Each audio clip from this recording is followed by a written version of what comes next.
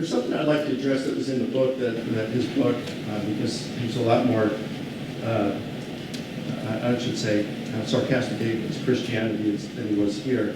And he said how the more education you have, the less religious belief you have. And it was interesting you appealed to the Phil papers on that, because they only got results back from less than 1,000 people. And it was from 99 institutions, 96 of which was secular. So it seems like it was kind of fixed from the very beginning. But you know, there's Elaine Kuhn at Rice University, and she did a study with over 1,600 scientists with the American Academy of the Advancement of Science, the largest academy of its kind in the world. And she found that academic scientists they would develop their worldview in their adolescent years, and even before that, and certainly before they chose their career path. And they maintained those even after they became a scientist. So the bottom line there is they showed that it wasn't getting educated and receiving graduate and doctoral work that changes the view.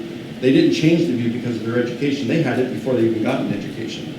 So I think it's a misnomer to say that the more education you get, the less religious beliefs you have. And even in spite of that, you got... Well, I don't hear the question, but there's real good evidence here from the Pew study research, for instance. Yeah. They've got thousands of subjects, not just scientists, but pretty reliable, as I understand it, reliable 51% polling are data theists, right? in the Pew religious survey studies in recent years that show an inverse correlation between education and religiousness. The way in which I think this is pertinent to the discussion we're having today is that I think it's very easy to project sort of modern sensibilities and modern ideas onto the people we've been talking about, Paul and Matthew, Mark, and Luke and John and the like.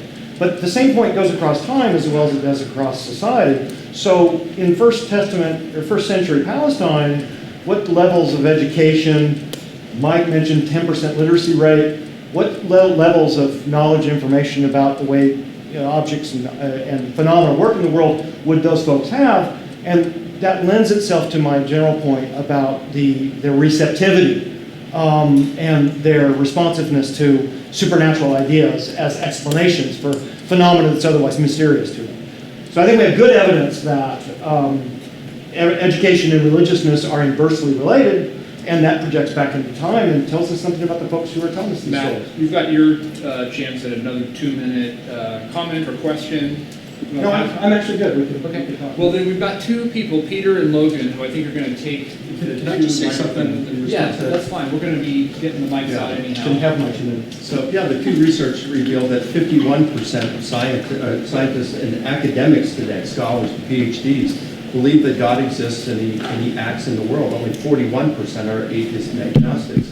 Another report put out by Tobin and Weinberg, two Jewish researchers in 2007, they interviewed about 1,300 professors in around 700 secular American universities, and they found that those who, so we're talking PhDs in all these universities in the US, and they found that the number of theists versus atheists and agnostics, that theists outnumber them 3-to-1. So even if you want to say that there's an inverse there, that the more education you get, the less religious beliefs you have, we still outnumber you 3-to-1.